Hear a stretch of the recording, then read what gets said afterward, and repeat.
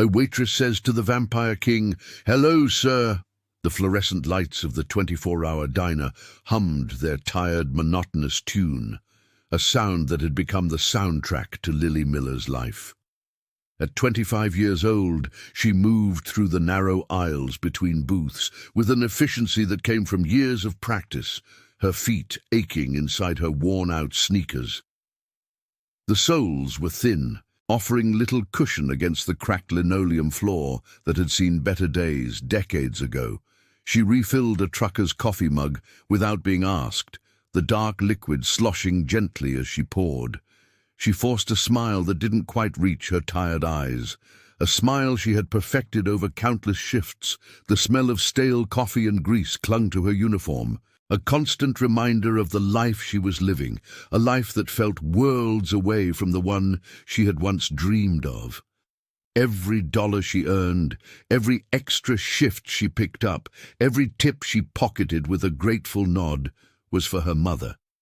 Catherine Miller was the center of Lily's universe, a universe that seemed to be shrinking with each passing day. Back in their small, drafty apartment on the edge of town, Catherine was slowly fading away.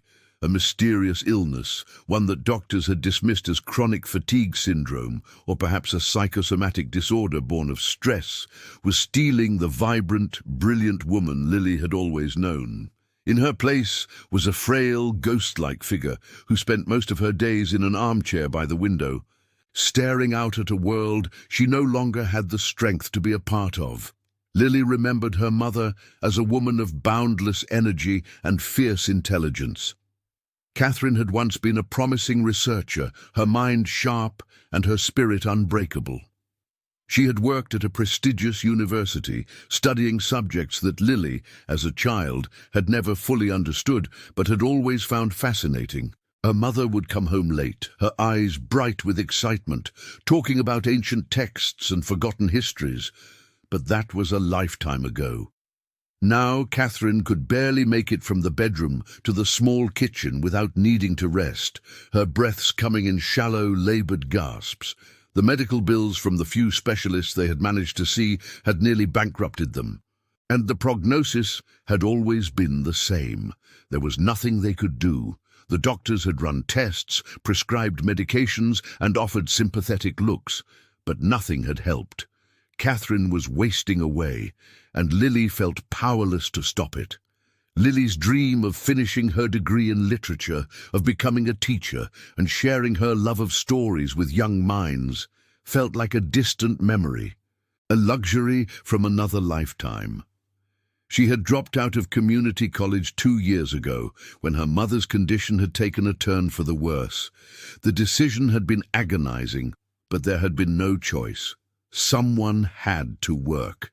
Someone had to pay the rent and the bills. Someone had to be there for her mother. Now her reality was a relentless cycle of work and worry, a constant gnawing fear for her mother's health.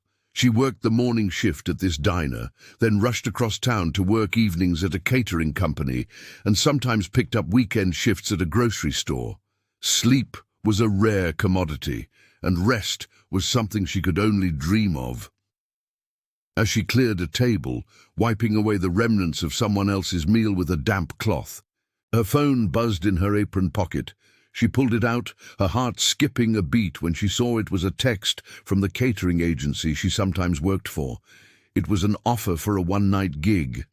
The pay was more than she made in a week at the diner, a sum that seemed almost too good to be true. She read the message twice, her eyes widening. The event was described only as a private gathering at the exclusive Blackwood Manor, a place rumored to be owned by a reclusive and powerful billionaire. The agency was desperate for staff, and they were willing to pay a premium for discretion and professionalism. The message emphasized that the event was highly confidential, and all staff were required to sign non-disclosure agreements. Without a second thought, Lily typed out her acceptance. The money meant she could finally afford to take her mother to a specialist at a private clinic, a place that might have access to treatments that the public hospitals didn't. It was a flicker of hope in the suffocating darkness, a chance she had to take. She had no idea that accepting this job would irrevocably alter the course of her destiny, that it would pull back the curtain on a world she never knew existed, a world of shadows and secrets, of ancient power and forbidden love. Miles away, in a world that existed alongside the human one but was hidden from mortal eyes, Michael Anderson, the Vampire King of North America, sat upon a throne carved from obsidian. The throne was a masterpiece of dark artistry, its surface polished to a mirror shine, reflecting the flickering light of 1,000 candles that lined the grand hall. At over 300 years old, Michael possessed an ageless, intimidating beauty. His face was a mask of cold authority, honed by centuries of rule, of wars fought and won, of betrayals endured and avenged. His dark hair was streaked with silver, not from age, but from the weight of his responsibilities, and his eyes were a cold steel grey that seemed to pierce through everything they landed on. His court, a collection of ancient and powerful vampires, moved with a silent predatory grace. They were the elite, the oldest and most powerful of his kind, and they owed him their allegiance. They were dressed in finery that spanned centuries, a blend of historical elegance and modern sophistication. They spoke in hushed tones, their voices a low murmur that filled the vast hall. But beneath the veneer of absolute power, Michael was a king, haunted by a singular, profound loss. 25 years ago, he had loved a human woman, a brilliant researcher named Catherine Davis. Their love was a forbidden, passionate affair that had defied the laws of his people, a love that had burned bright and fierce, a love that had ended in tragedy.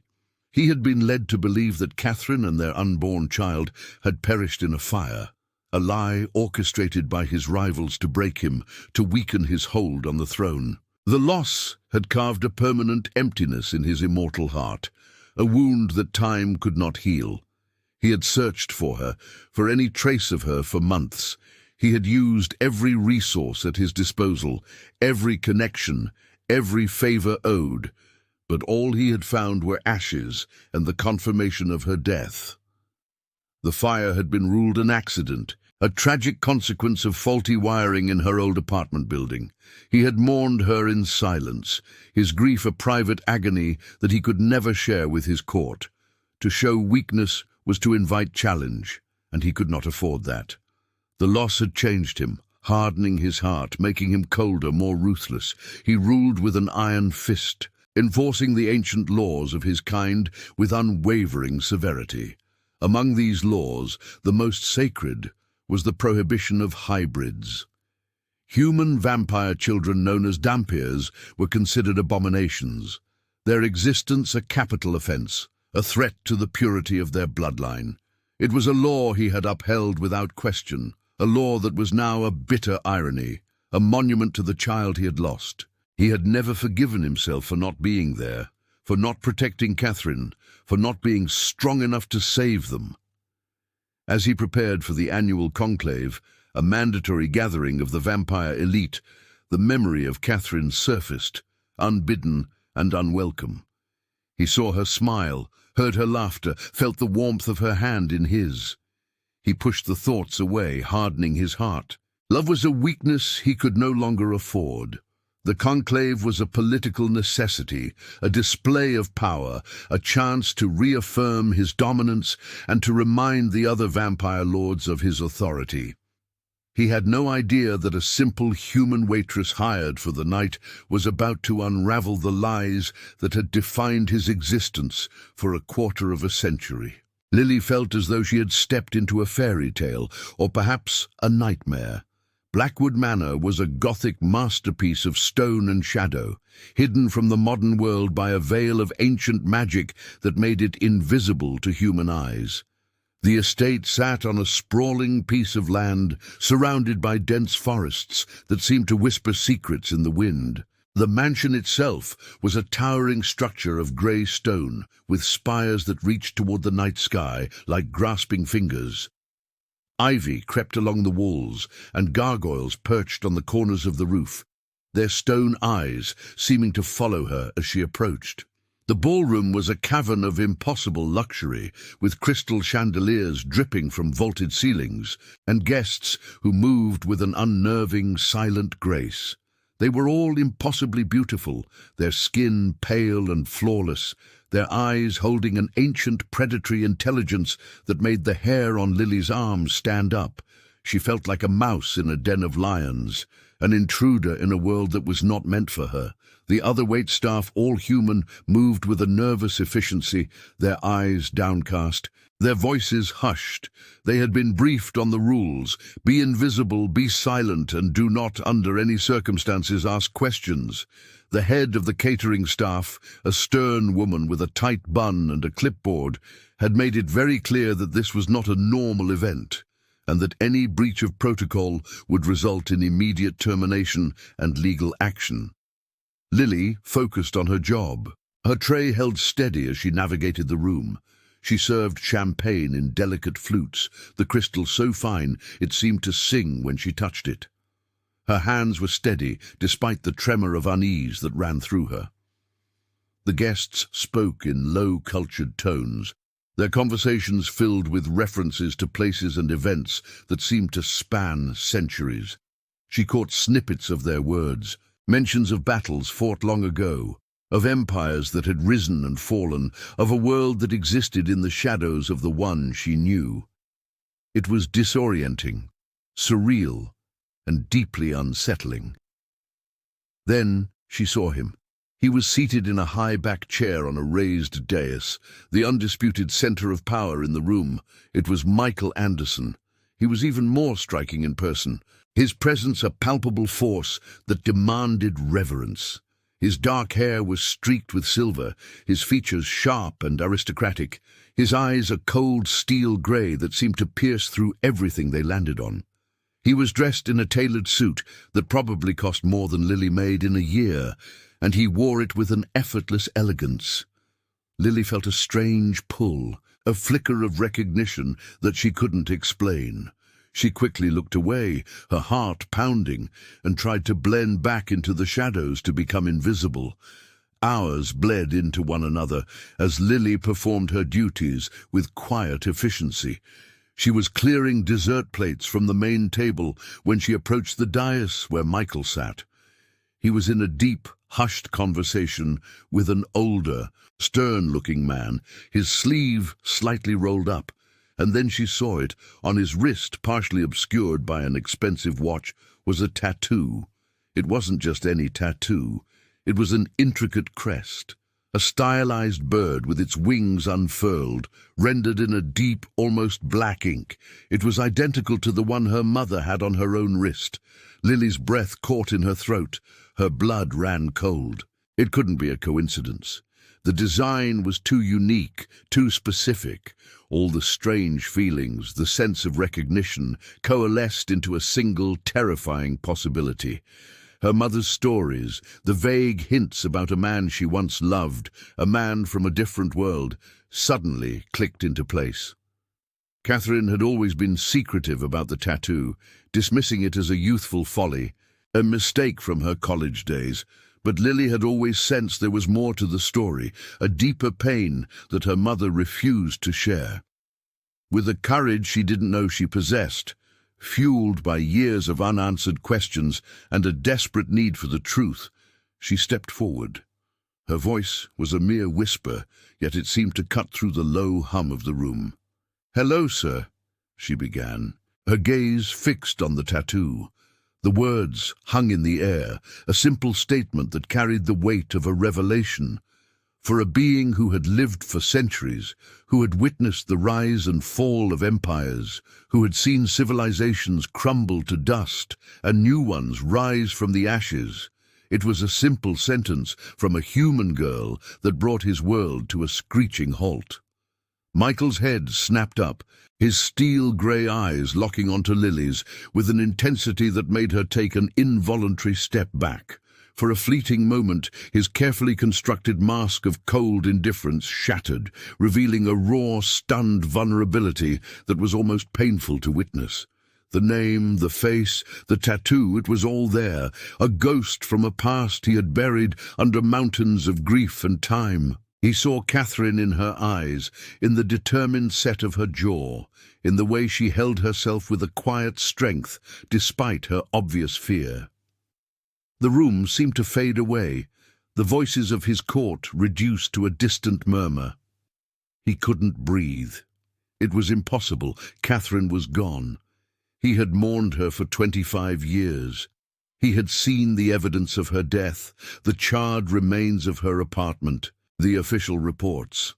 This girl, this waitress, she couldn't be real. She had to be a trick, a cruel joke played by his enemies. He quickly regained his composure, his face becoming an unreadable mask once more. "You are mistaken," he said, his voice low and dismissive, a clear order for her to leave. But the tremor in his hand as he pulled his sleeve down betrayed his inner turmoil. As Lily retreated, shaken by his intense reaction, Michael turned to his most trusted advisor, a centuries-old vampire named David. David was a tall, thin man with sharp features and eyes that had seen more than most. He had been Michael's advisor for over 200 years, and he knew his king better than anyone. "Find out everything about that girl," Michael commanded, his voice a dangerous whisper. "I want to know who she is, where she comes from, and who her mother is. I want to know what she eats for breakfast and what she dreams about at night." David nodded, his expression grave. He had seen Michael shaken before, but never like this. He disappeared into the shadows, his form dissolving into mist, a trick of vampire magic that allowed them to move unseen. Lily drove home in a daze, her mind a whirlwind of confusion and fear. The king's reaction had been more than just surprise. It had been a profound shock, a deep personal blow. Her hands trembled on the steering wheel as she navigated the dark, empty streets. She kept replaying the moment in her mind, the way his eyes had widened, the way his face had paled, the way his entire body had seemed to freeze. She burst into her apartment, finding her mother asleep in her armchair, a book fallen from her lap. The apartment was small and cluttered, filled with the remnants of a life lived on the edge of poverty. The walls were thin, and she could hear the neighbors arguing next door. Lily gently shook her mother awake. "Mom," she said, her voice trembling. Catherine's eyes fluttered open, and at the sight of Lily's distressed face she grew pale. "What is it?" she asked, her voice weak and raspy. "The man at the manor," Lily pressed, her desperation growing. "He had your tattoo, the exact same one. Who is he? You have to tell me, please." Catherine's face crumpled, her carefully maintained composure finally breaking. Fear, raw and potent, filled her eyes. "You shouldn't have been there," she whispered, her body starting to tremble. He can't know about you. It's not safe." "Not safe?" Lily's voice rose. "Mom, what are you talking about? Who is he? And why do you have the same tattoo?" Catherine closed her eyes, tears streaming down her cheeks. "His name is Michael," she said, her voice barely audible. "And a long time ago, before you were born, I loved him. I loved him more than I thought it was possible to love anyone." Her evasiveness was all the confirmation Lily needed. The secret her mother had guarded for a quarter of a century was beginning to unravel.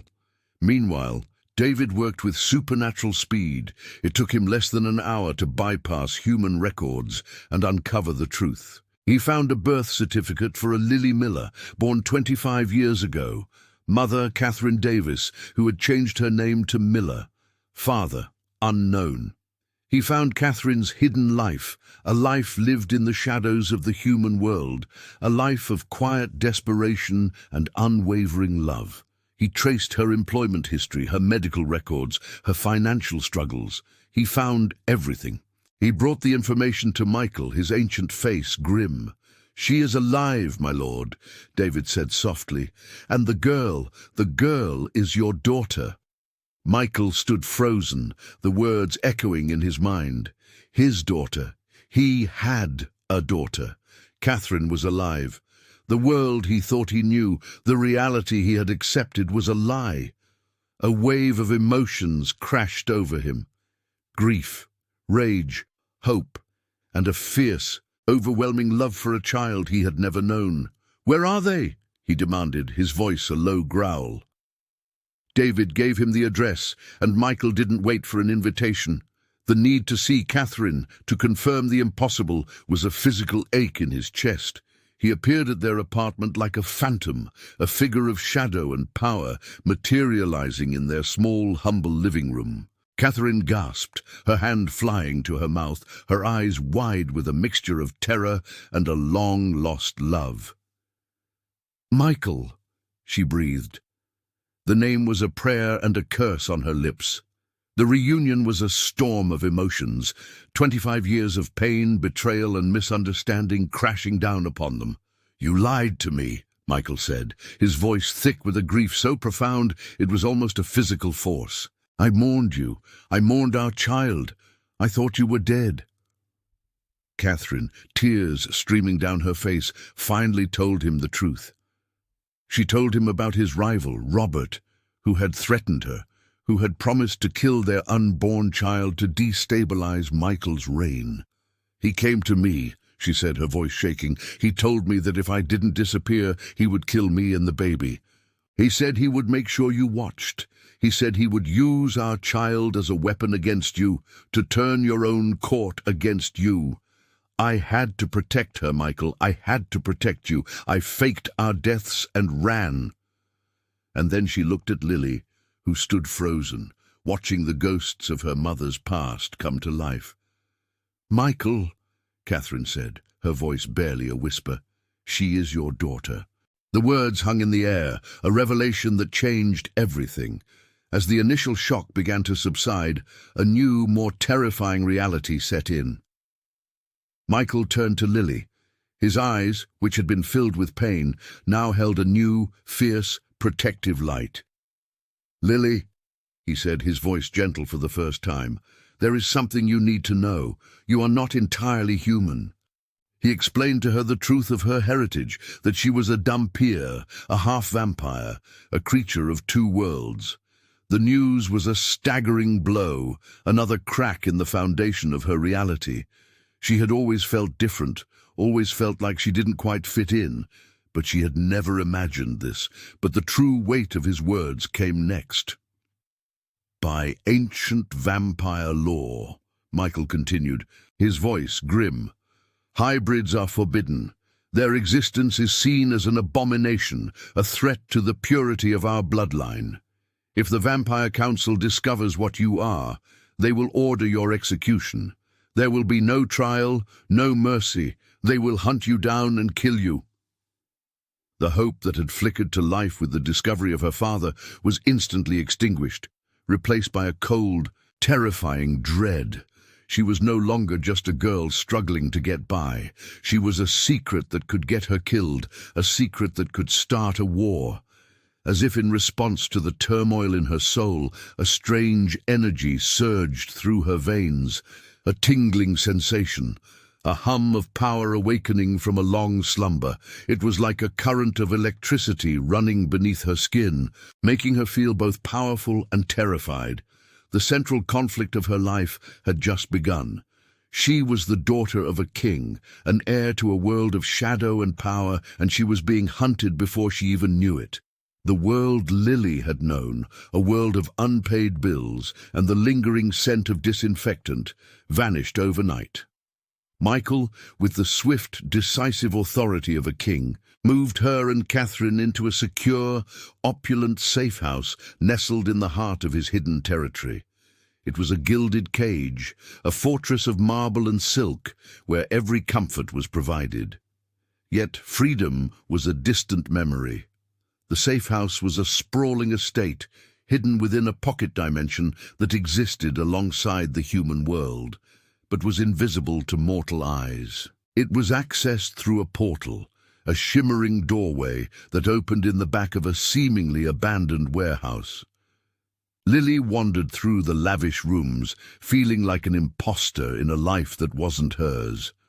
The walls were adorned with priceless art, paintings by masters whose names she recognized from her college art history class.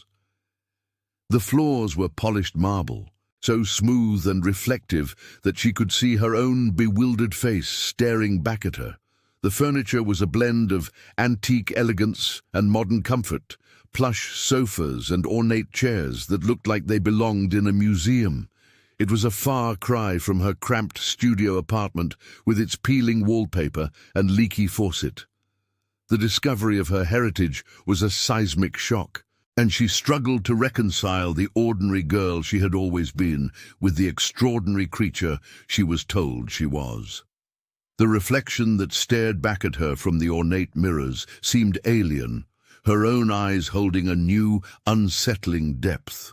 Her primary concern, however, remained her mother. Catherine, though surrounded by luxury, seemed to shrink with each passing day.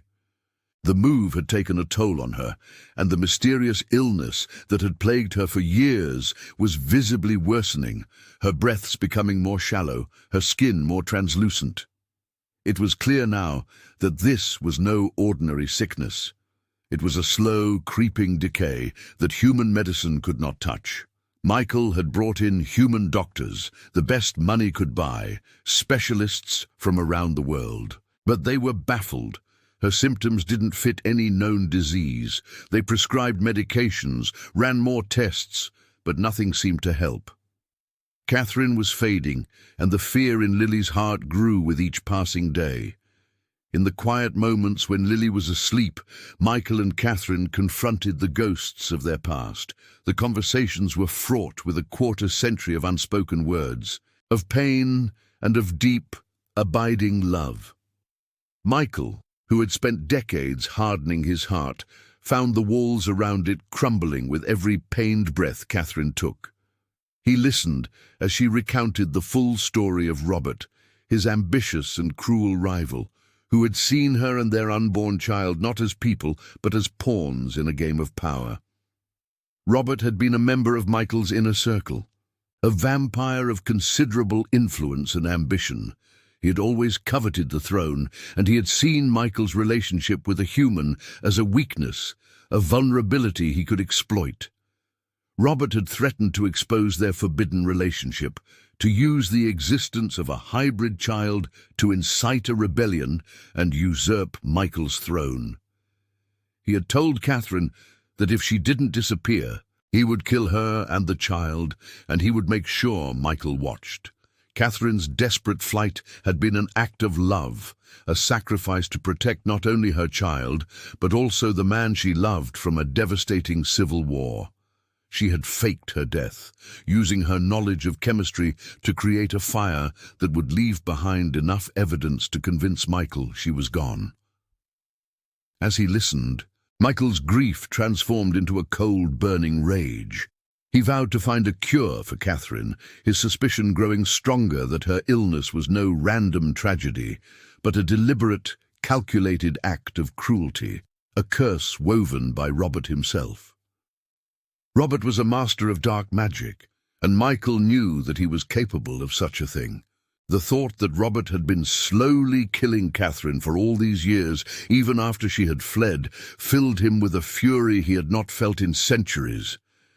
While Michael hunted for answers, Lily was thrust into a new, bewildering reality. Her latent powers, dormant for 25 years, began to awaken with a startling intensity. It started small, almost imperceptible. She would hear conversations happening in other parts of the estate, voices that should have been too far away to reach her. She could hear the rustle of fabric, the beating of hearts, the whisper of breath. Her senses sharpened, the world becoming a symphony of sounds and scents she had never noticed before. The gentle ticking of a clock in a distant room sounded like a drumbeat, each tick echoing in her ears. The fragrance of a blooming rose in the garden was almost overwhelming, a complex blend of sweetness and earth that made her head spin. She discovered a newfound strength, accidentally cracking a marble countertop with a careless touch. She had been leaning against it, lost in thought, when she felt the stone give way beneath her hand. She stared at the spiderweb of cracks spreading across the surface, her heart pounding. The power was intoxicating and terrifying in equal measure. She was afraid of herself, afraid of what she might do if she lost control. What if she hurt someone? What if she hurt her mother? Recognizing the danger of her uncontrolled abilities, Michael assigned David, his wisest and most patient advisor, to be her mentor. Their training sessions became a daily ritual held in a vast, empty room deep within the estate. The room had high ceilings and walls lined with mirrors, allowing Lily to see herself from every angle.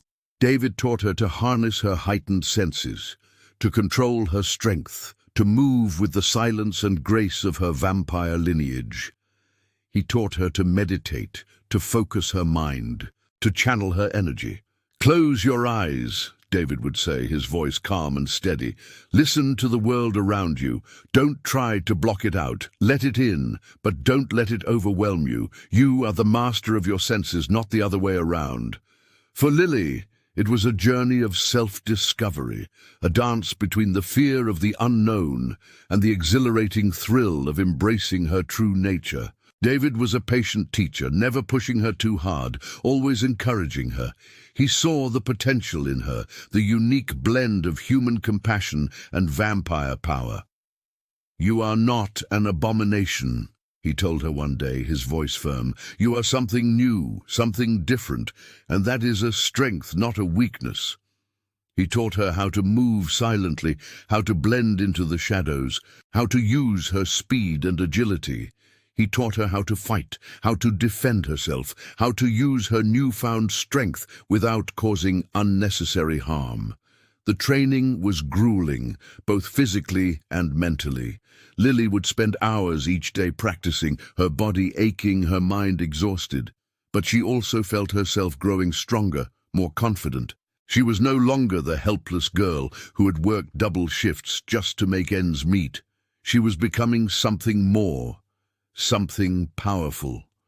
News in the vampire world traveled through whispers and shadows, and it wasn't long before Robert, now a powerful and influential member of the Vampire Council, learned of Catherine's survival, and more importantly, of Lily's existence. The spy he had placed within Michael's inner circle years ago had finally delivered the weapon he had been waiting for. The existence of a Dhampir, a direct heir to Michael's throne, was the perfect catalyst to ignite the flames of rebellion. Robert, whose ambition was matched only by his sadism, saw this not just as an opportunity to seize power, but as a chance to inflict the ultimate pain upon his old rival. He began to meticulously plot Lily's exposure, savoring the chaos that would ensue. He would not just challenge Michael, he would dismantle his entire world, piece by painful piece. Robert was a master manipulator, a vampire who had spent centuries honing his skills in political intrigue. He knew exactly how to play the council, how to exploit their fears and prejudices. He was a tall, imposing figure with dark, cold eyes and a cruel smile. He had always been jealous of Michael, jealous of his power, his influence, his unwavering sense of honor. Robert had no honor. He only had ambition to show Lily the world she was now a part of, a world she would one day help to lead. Michael took her to the heart of his kingdom, a breathtaking subterranean city that pulsed with an eternal nocturnal life. It was a place of impossible architecture, of glowing flora and cascading waterfalls, a testament to the ancient and powerful civilization of his kind. The city was called Erebus, and it was a marvel of engineering and magic. Buildings carved from luminous stone soared into the cavern ceiling, connected by bridges of shimmering light. The streets were paved with polished obsidian, and the air was filled with the scent of night-blooming flowers. Lily was both mesmerized and deeply intimidated. The vampires here were different from the courtiers at the conclave. They were artisans, scholars and families, a society with its own culture and traditions. She saw vampire children playing in the streets, their laughter echoing through the caverns. She saw artists creating sculptures of breathtaking beauty and scholars debating philosophy in grand libraries. It was a world she had never imagined, a world that challenged everything she thought she knew about vampires. She had always thought of them as monsters, creatures of the night who preyed on the innocent. But here she saw a civilization, a culture, a people. It was here that she met James, a young, charismatic vampire from a noble family. Unlike the others who viewed her with a mixture of curiosity and suspicion, James showed her genuine kindness. He was tall and handsome, with dark hair and warm brown eyes. He had a quick smile and an easy laugh, and he made Lily feel at ease in a way that no one else had. He was intrigued by her dual nature, seeing it not as a flaw, but as a source of unique strength. He took her on a tour of the city, showing her the hidden gardens and the ancient archives. He told her stories of the city's history, of the great vampires who had built it, of the wars they had fought and the peace they had won. A tentative friendship blossomed between them, a connection that offered Lily a glimpse of a future where she might be accepted. This budding romance, however, was a seed of future conflict, a test of loyalty she did not yet know she would have to face. James was kind and charming, but he was also a vampire, bound by the same laws and traditions that threatened her life. The hope that had begun to bloom in their small, protected world was soon overshadowed by a grim diagnosis. Michael had summoned the most powerful healers in his kingdom to examine Catherine. Their verdict was unanimous and devastating. Catherine was not sick, she was cursed. A slow-acting vampiric poison was coursing through her veins, a curse designed to mimic a natural illness, to slowly and painfully drain her life force. The magic was ancient and complex, one that could only be broken by the vampire who had cast it, or through a dangerous and nearly forgotten ritual that required a sacrifice of immense power.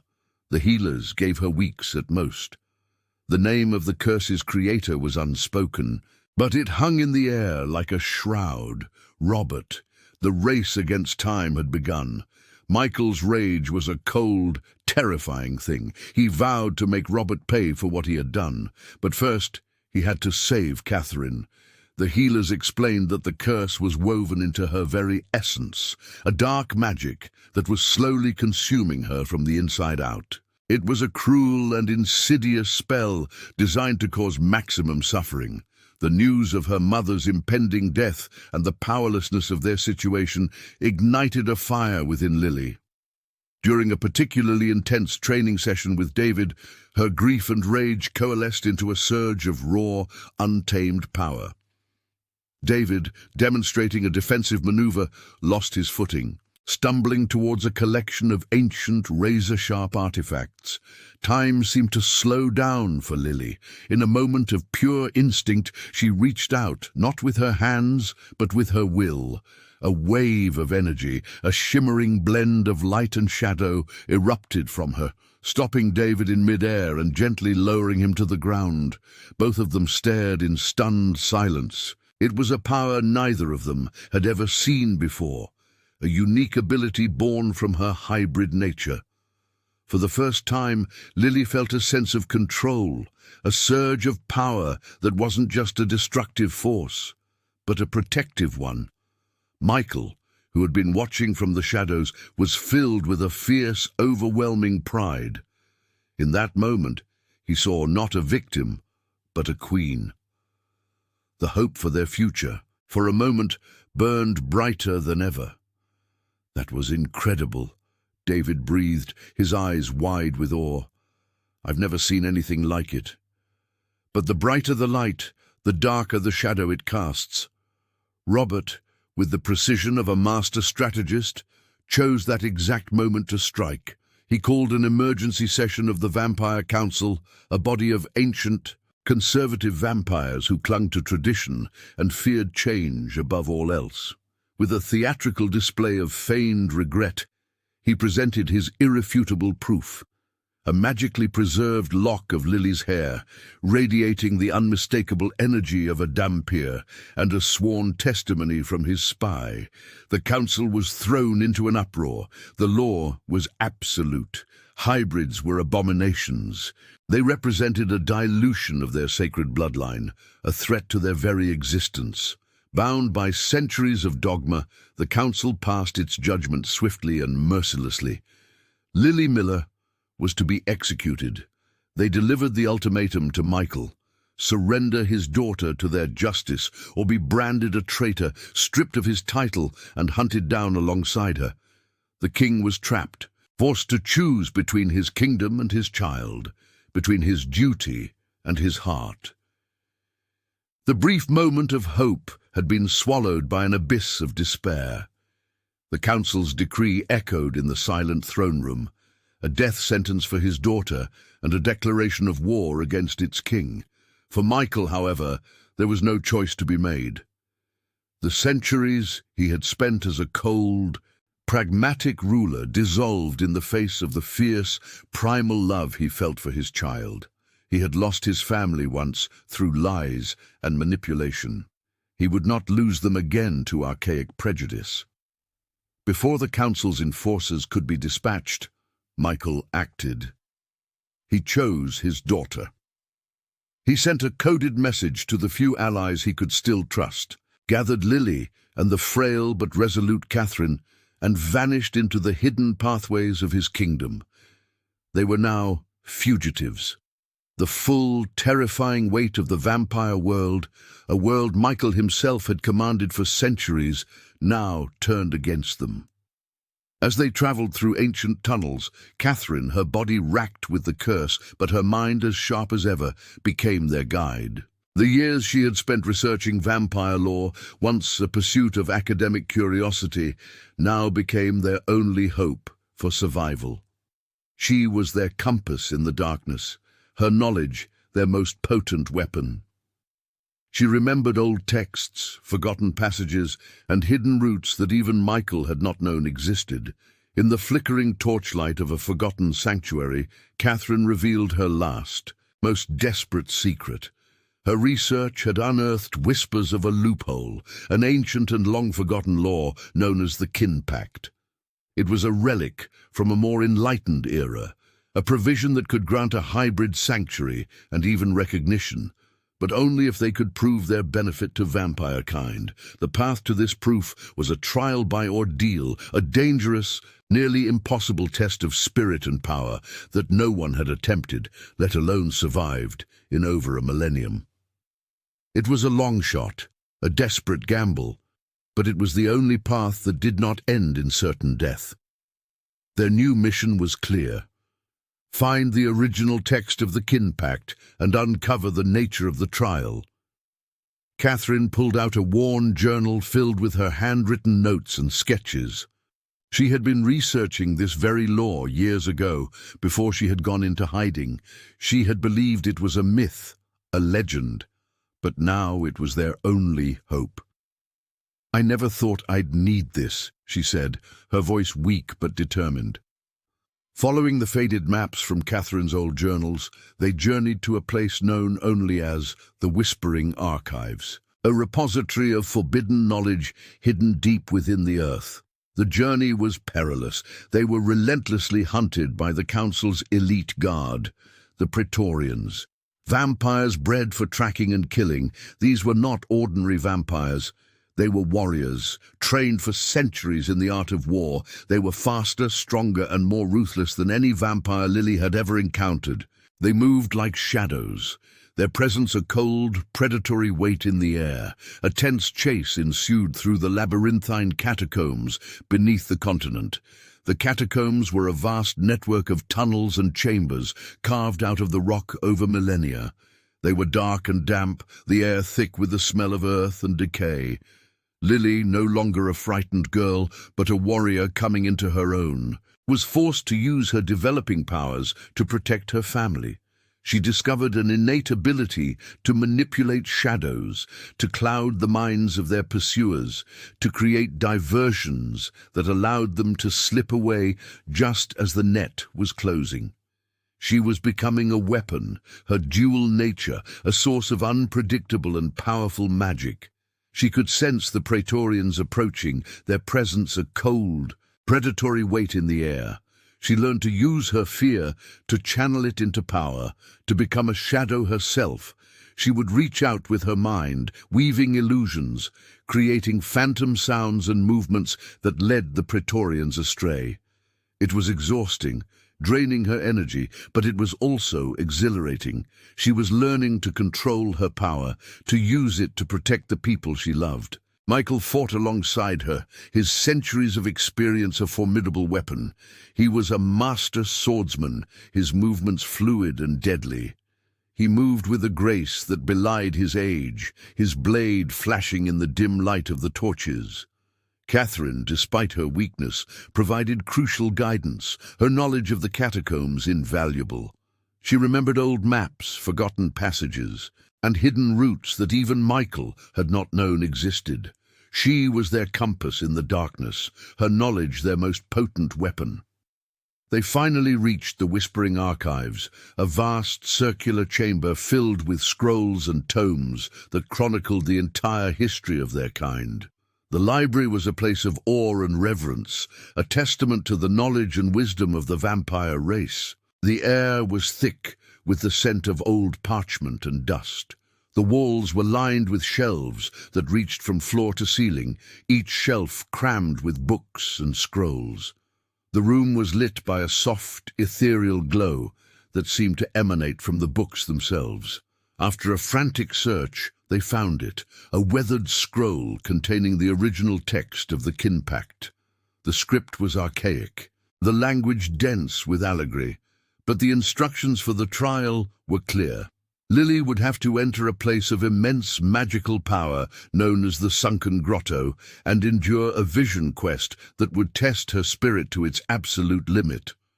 The pact stated that if she could face the grotto's magic and emerge whole, her spirit unbroken, she would be recognized as a true child of the vampire race, worthy of a place among them. Robert's blood ran cold. The Sunken Grotto was a place of legend, a place from which no one had ever returned. To send his daughter there felt like another kind of death sentence. The scroll described the grotto as a place where the veil between worlds was thin, a place where the deepest fears and darkest secrets of the soul were laid bare. "I can't let you do this," he said, his voice thick with emotion. "It's too dangerous." Lily, however, saw no other way. She looked at her mother, whose life was fading with every passing hour, and at her father, who was willing to sacrifice his kingdom for her. She knew this was not just about her own survival anymore. It was about the future of her family and the hope for a better world. With a resolve that mirrored her father's, she agreed to the trial. "I have to do this," she said, her voice firm. "It's the only way." Standing at the edge of the Sunken Grotto, a shimmering pool of liquid moonlight that pulsed with raw, untamed energy, she said her goodbyes. Robert, his heart breaking, could only watch as his daughter, his brave, beautiful daughter, stepped into the light and disappeared. Inside the grotto, Lily was plunged into a maelstrom of visions. She was forced to confront her deepest fears, the memory of her human life, the struggle and the poverty, the fear of her own vampiric darkness, and the profound loneliness of being caught between two worlds. The grotto showed her a future of power and a future of despair. It tempted her with promises of absolute strength if she would only forsake her human half. She saw herself as a powerful vampire, feared and respected, but also alone and cold, devoid of the compassion that had always defined her. She saw herself ruling over a kingdom of shadows, her heart as cold as stone.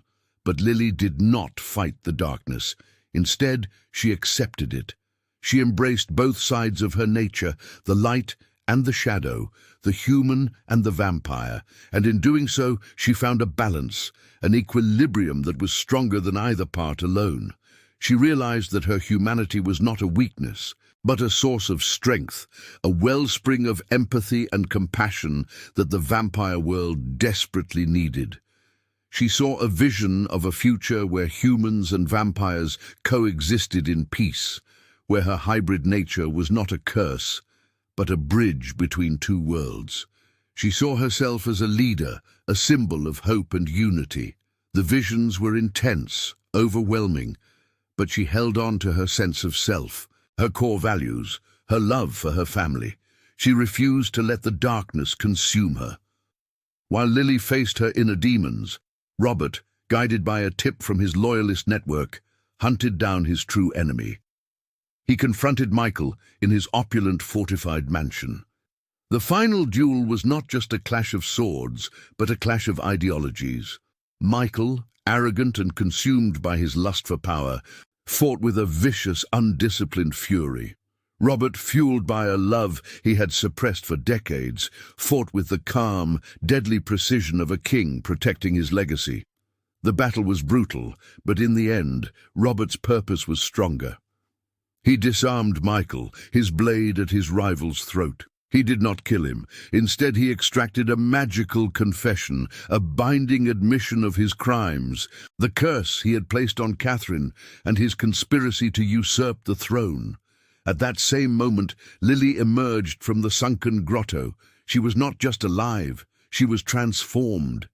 The raw energy of the grotto had not broken her, but had instead forged her into something new. Her control over her hybrid powers was now absolute, her spirit radiating a calm, unshakable authority. Triumphant and transformed, Lily and Robert appeared before the Vampire Council. Lily, no longer a fugitive but a figure of immense power and grace, stood before the ancient vampires who had condemned her. She did not need to speak. They could feel the change in her, the balanced power she now wielded. As Robert presented the magical confession of Michael, exposing his treachery to the entire council, Lily demonstrated the true potential of a hybrid. She walked to her mother, who was watching from the gallery, her life hanging by a thread. Lily placed her hands on Catherine's chest and channeled her newfound energy, a gentle healing light that flowed into her mother, unraveling the dark magic of the curse. The council watched in stunned silence as the color returned to Catherine's cheeks. As the light returned to her eyes, they were faced with a living, breathing embodiment of the kin pact, a hybrid who had not only survived the trial, but had emerged with the power to heal. Faced with this undeniable proof, and with Michael's treason laid bare, the old law crumbled. The council, humbled and awed, had no choice but to overturn the decree. Months later, a new era had dawned. The air in the vampire kingdom was no longer thick with suspicion and fear, but with a tentative, burgeoning hope. Catherine, fully recovered, stood beside Robert, her hand in his, their love rekindled and stronger than ever. Lily, now a respected and admired figure, had become an ambassador between the human and vampire worlds, her very existence a bridge between two peoples who had been separated by fear for too long. She had found her purpose, not in choosing a side, but in being the link that bound them together. Robert, no longer a cold, solitary king, ruled with a wisdom and compassion that came from having his family restored. He was a father first, a king second. The three of them, a family forged in secrets and sorrow, now stood united, their bond a testament to the enduring power of love and the promise of a brighter, more inclusive future. They had faced the darkness and emerged into the light. Their scars a reminder of the battles they had won, and their love a beacon for the new world they would build together. And if you want to know what happened next, stay tuned, because this is just the beginning of a new chapter in their extraordinary lives. Thank you for watching. If you enjoyed this story, please like, share, and subscribe. Your support means the world to us. Leave a comment below and let us know what you think. What would you do if you discovered you were part of a hidden world? Until next time, keep believing in the power of love and the strength of family. The days that followed the revelation were a blur of emotions and adjustments for Lily. She found herself in a world that operated by rules she didn't understand, surrounded by beings who viewed her with a mixture of curiosity, suspicion, and in some cases, outright hostility. The safe house, for all its luxury, felt like a prison. She missed her old life, as difficult as it had been. She missed the simplicity of her routine, the familiar faces at the diner, the sense of purpose that came from working hard to support her mother. Now everything was uncertain. She spent hours sitting by her mother's bedside, watching Catherine sleep. Her mother looked so fragile, so small in the large, ornate bed. The curse was taking its toll, draining her life force day by day. Lily held her mother's hand, feeling the coolness of her skin, the fragility of her bones. "I'm going to save you, Mom," she whispered. Catherine's eyes fluttered open, and she smiled weakly. "You've already saved me, sweetheart," she said, her voice barely audible. Robert was a constant presence, hovering between his duties as king and his newfound role as a father. He was awkward at first, unsure of how to connect with this daughter he had never known. He would bring her gifts, books, jewelry, clothes, but Lily didn't want material things. She wanted answers. She wanted to understand the world she'd been thrust into. She wanted to know her father, not as a king, but as a person. One evening, as they sat together in the library, Lily finally asked the question that had been burning in her mind. "Why didn't you come looking for us after the fire? Why didn't you keep searching?" Robert's face darkened, and for a moment she thought he wouldn't answer. Then he sighed, a sound that seemed to carry the weight of centuries. "I did search," he said quietly. "For months I searched. I used every resource I had, every connection, every favor owed to me. But Michael was thorough. He had covered his tracks well. The evidence of your mother's death was irrefutable. I saw the charred remains of her apartment. I read the coroner's report. I had no reason to believe she was alive." "But you loved her," Lily pressed. "Didn't you feel it?" Robert looked at her. His eyes filled with a pain so profound, it was almost unbearable to witness. "I wanted to believe," he said, "but hope is a dangerous thing for someone like me. Hope can make you weak, make you vulnerable. And in my world, vulnerability is a death sentence. So I buried my hope along with my grief, and I moved on, or at least I tried to." Lily felt a pang of sympathy for this powerful, lonely man. She reached out and took his hand, a gesture that seemed to surprise him. "I'm here now," she said. Robert squeezed her hand, and for the first time since they had met, she saw a genuine smile on his face. "Yes," he said. The training sessions with David continued, growing more intense with each passing day. David was a demanding teacher, pushing Lily to her limits and beyond. He taught her not just how to use her powers, but how to think like a vampire, how to anticipate her enemies' moves, how to survive in a world where trust was a rare commodity. "You are a target," he told her bluntly. "The council may have ordered your execution, but even if they hadn't, there are those who would see you dead simply because of what you are. You must be prepared." Lily threw herself into the training, channeling her fear and anger into focus and determination. She learned to move with the speed and grace of a vampire, to blend into the shadows, to strike with deadly precision.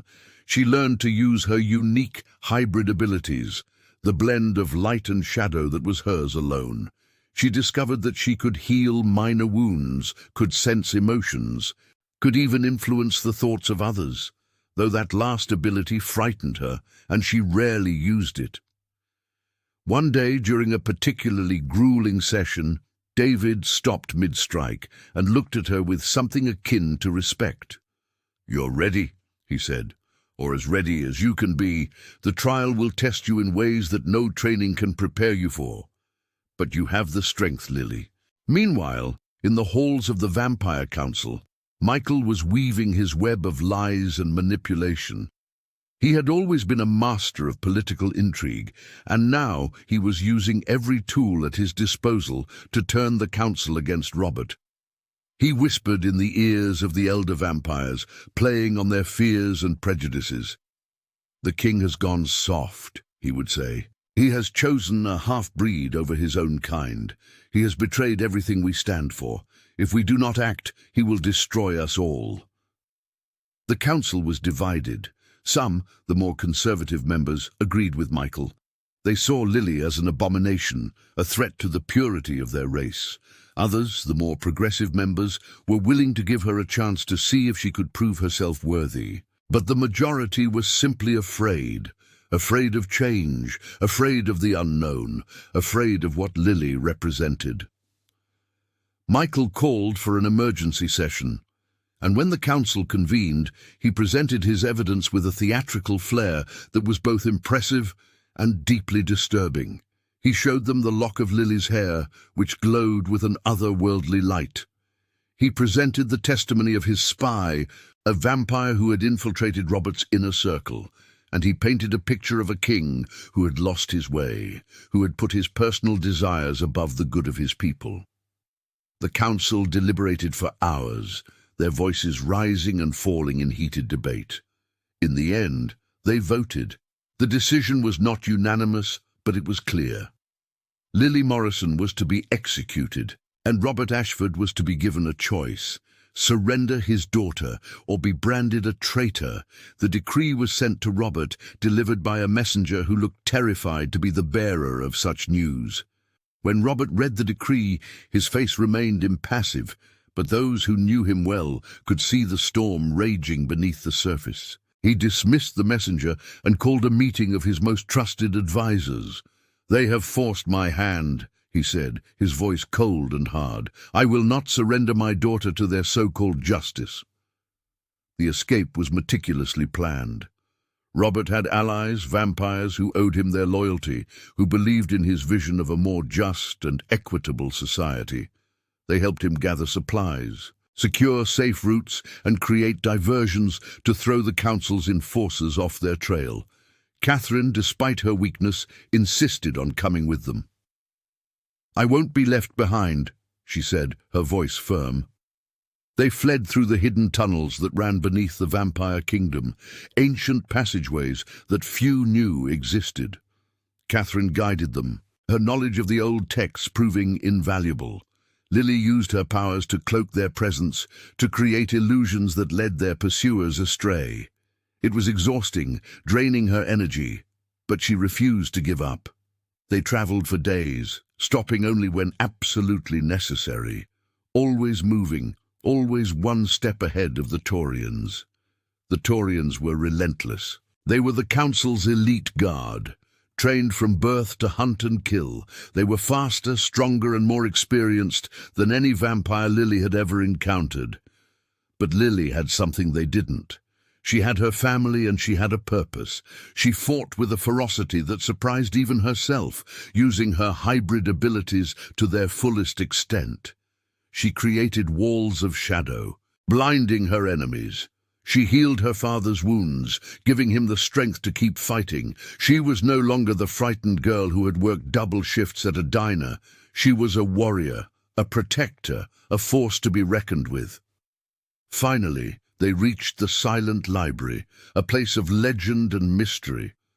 The library was hidden deep within the earth, accessible only through a series of complex magical wards that Catherine had studied years ago. The entrance was a narrow crevice in a rock face, barely wide enough for a person to squeeze through. Inside, the library opened up into a vast circular chamber, its walls lined with shelves that reached from floor to ceiling. The air was thick with the scent of old parchment and dust, and the room was lit by a soft, ethereal glow that seemed to emanate from the books themselves. Lily stood in awe, her eyes wide with wonder. "This is incredible," she breathed. David, who had accompanied them, nodded. "This is the repository of all vampire knowledge," he said. "Every history, every law, every secret is recorded here. If the kin pact exists, it will be here." They searched for hours, combing through ancient scrolls and dusty tomes. Catherine, despite her exhaustion, was in her element.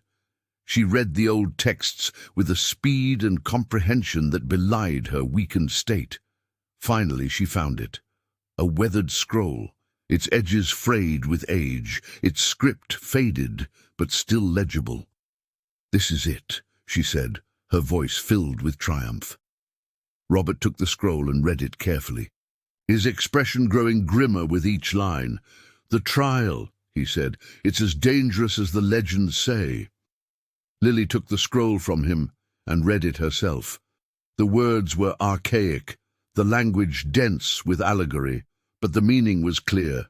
She would have to enter the sunken grotto, a place of immense magical power, and face a vision quest that would test her spirit to its absolute limit.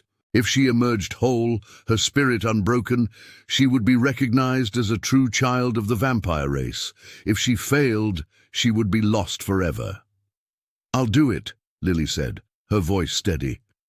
Robert shook his head. "No, it's too dangerous. We'll find another way." But Lily was resolute. "There is no other way," she said. "You know that. This is our only chance." Catherine reached out and took Lily's hand. "She's right, Robert," she said softly. "This is what we've been searching for. This is her destiny." Robert looked at his daughter, at the determination in her eyes, and he knew he couldn't stop her. "Then I'm coming with you," he said. But Lily shook her head.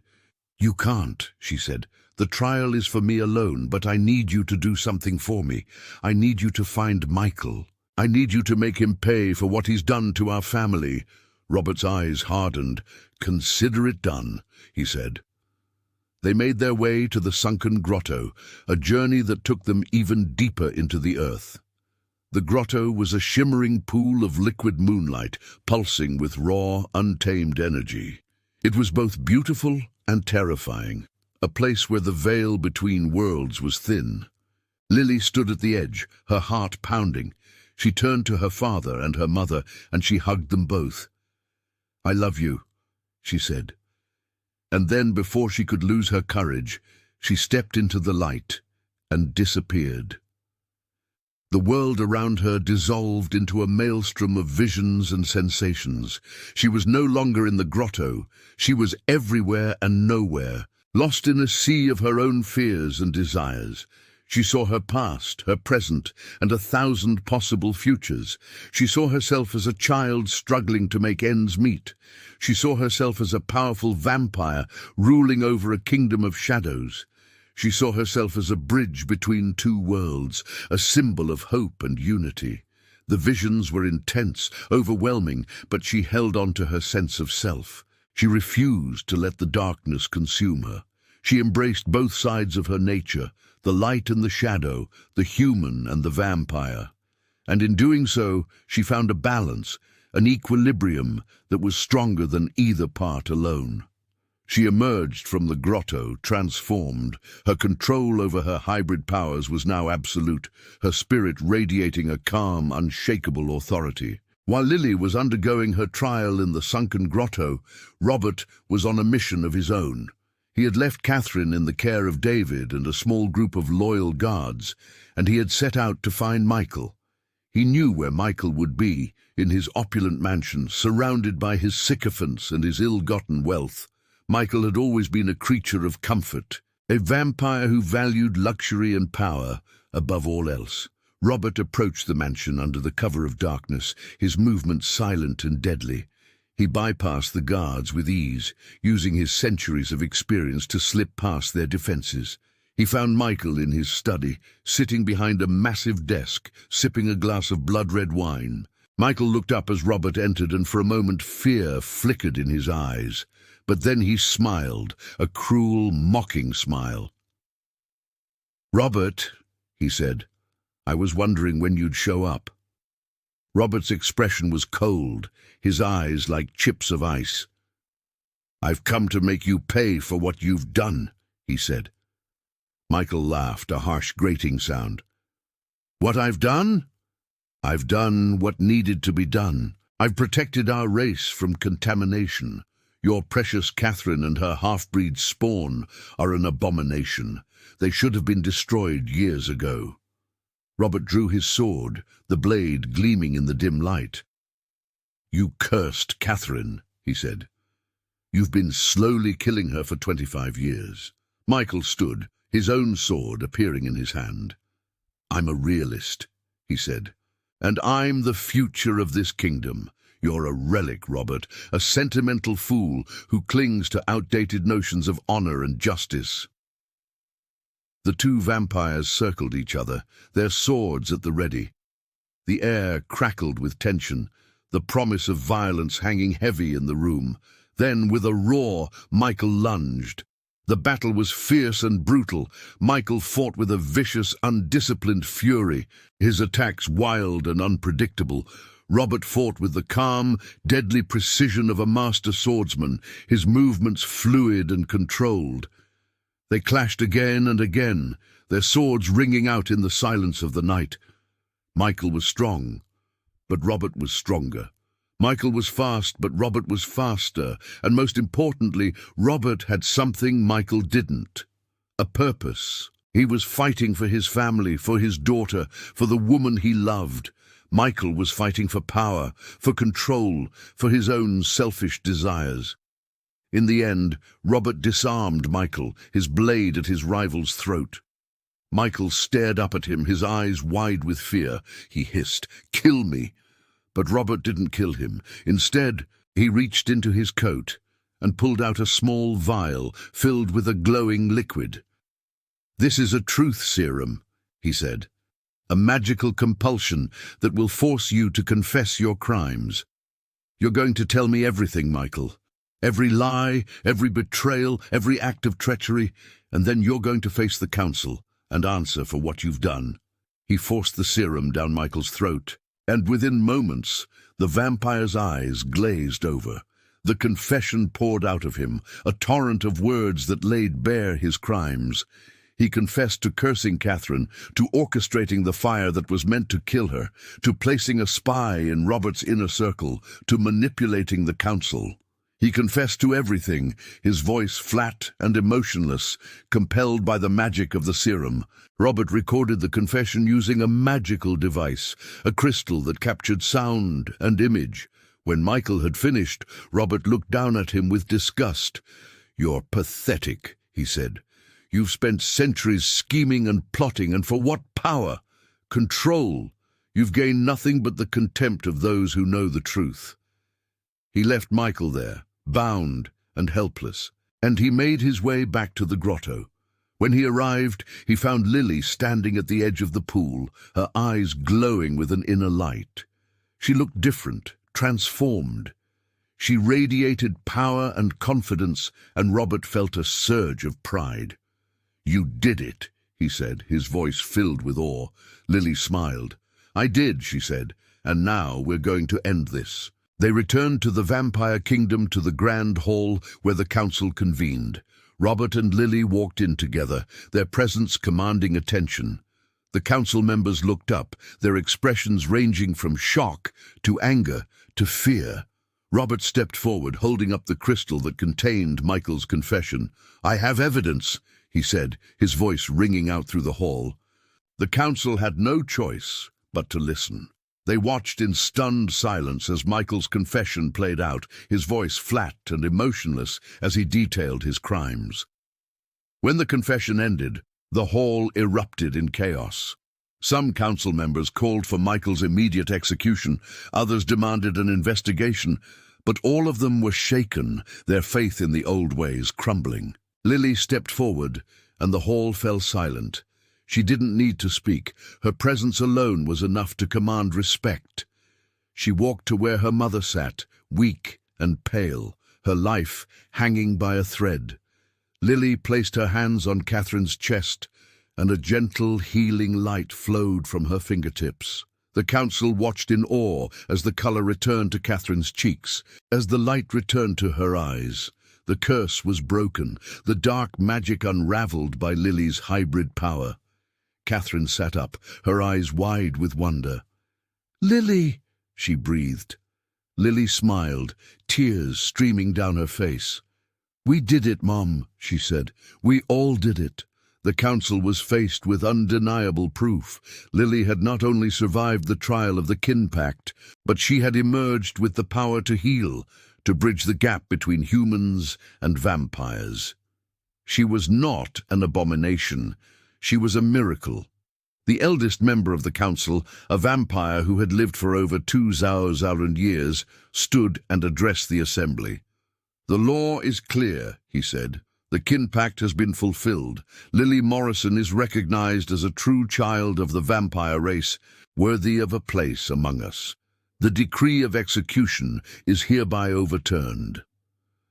The hall erupted in applause, a sound that echoed through the ancient chamber. Robert pulled Lily into a fierce embrace, his heart overflowing with love and pride. "You did it," he whispered. The months that followed were a time of healing and rebuilding. Catherine, fully recovered from the curse, spent her days exploring the vampire kingdom, marveling at the world she had once studied from afar. She and Robert rekindled their love, their bond stronger than ever. They were no longer young and reckless, they were mature and wise, their love tempered by the trials they had endured. Lily became a symbol of hope and unity, a bridge between the human and vampire worlds. She worked tirelessly to promote understanding and cooperation, to break down the barriers of fear and prejudice that had separated the two races for so long. She established programs to educate humans about vampires and vampires about humans. She created safe spaces where the two groups could meet and interact, to learn from each other and to build friendships. It wasn't easy. There were those on both sides who resisted change, who clung to old hatreds and fears. But Lily was relentless, her determination unwavering. She faced opposition with grace and patience, always willing to listen, always willing to find common ground. And slowly, gradually, the world began to change. Robert, no longer a cold and distant king, ruled with wisdom and compassion. He was a father first, a king second, and his people respected him for it. He implemented reforms, making the vampire society more just and equitable. He abolished the old laws that had forbidden hybrids, and he welcomed those who had been living in the shadows, afraid to reveal their true nature. John, the young vampire who had befriended Lily, became one of her closest allies. He helped her navigate the complex politics of the vampire world, and he stood by her side when she faced opposition. Their friendship deepened, and there were whispers of romance, but Lily was focused on her mission. There would be time for love later, she told herself. For now she had work to do. One day, as Lily was walking through the streets of Nocturne, she was approached by a young girl, a human child who had been brought to the city by her vampire mother. The girl looked up at Lily with wide, curious eyes. "Are you the one they call the Bridge?" she asked. Lily smiled. "I suppose I am," she said. "Why do you ask?" The girl hesitated, then said, "My mom says you're special. She says you're proof that we can all live together in peace. Is that true?" Lily knelt down, so she was at eye level with the girl. "It's true," she said, "but it's not just me. It's all of us. Every person who chooses kindness over fear, understanding over hatred. We're all building that bridge, one act of compassion at a time." The girl smiled, and Lily felt a warmth spread through her chest. This was why she did what she did. This was why she fought so hard for this child, and for all the children like her who deserved to grow up in a world where they were accepted for who they were. As the sun set over the vampire kingdom, casting long shadows across the streets of Nocturne, Lily stood with her parents, looking out over the city they had helped to transform. "We did it," Catherine said softly. Robert put his arm around her, pulling her close. "We did," he said. Lily looked up at the sky, at the stars beginning to appear in the twilight. She thought about the journey that had brought her here, about the struggles and the triumphs, the losses and the gains. She thought about the girl she had been, working double shifts at a diner, barely scraping by. And she thought about the woman she had become, a leader, a symbol, a bridge between two worlds. She had faced her fears, embraced her true nature, and found her purpose. She had saved her mother, reunited with her father, and helped to create a better world. And she knew that this was just the beginning.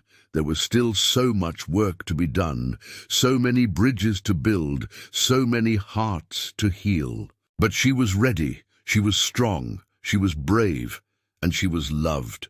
And with her family by her side, she knew she could face anything. The future was uncertain, but it was also full of promise. And Lily Morrison, the daughter of a king, the child of two worlds, was ready to embrace it.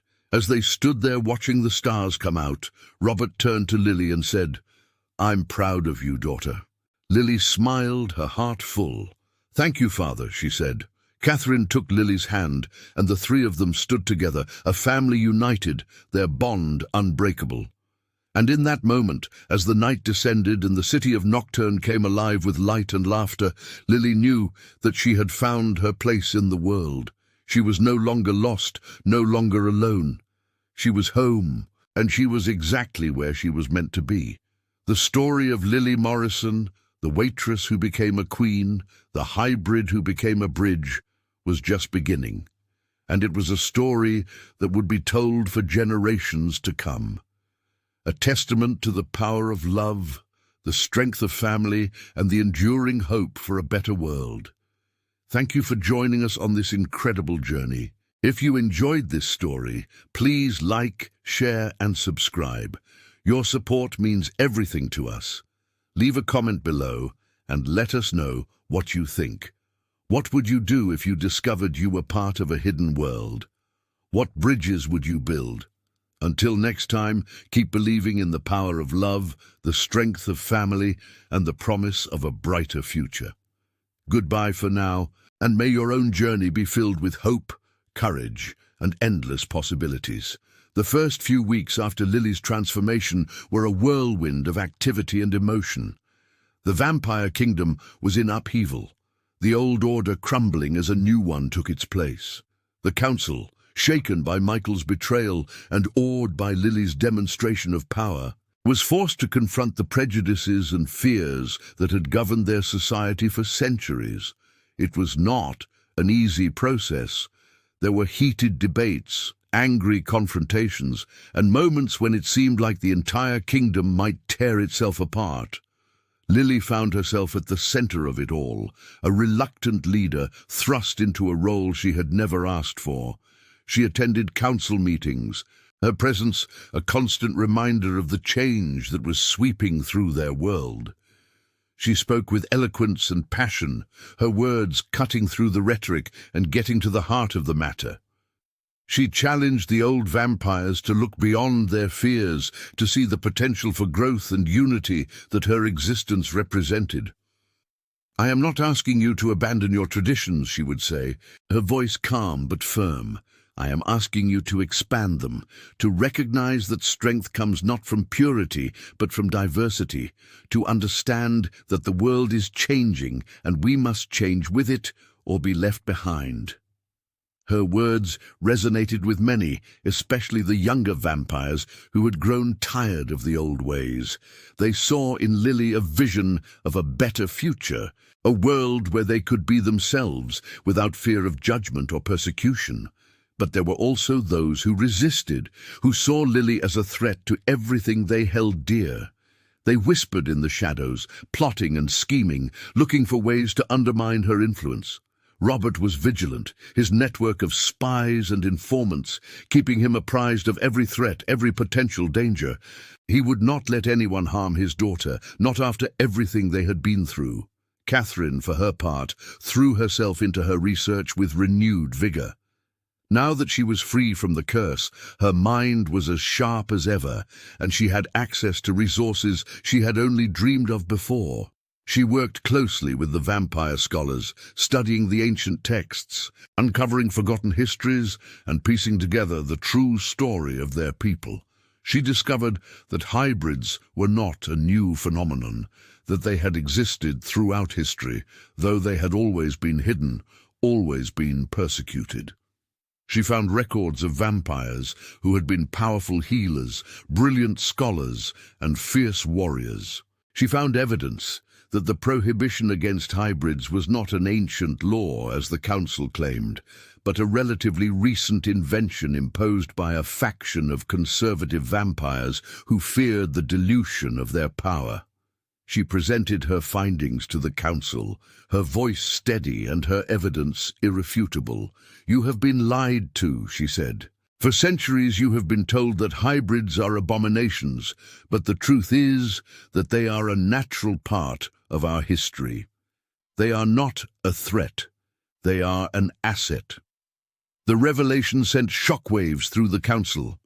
Some members were outraged, accusing Catherine of fabricating evidence. Others were intrigued, eager to learn more.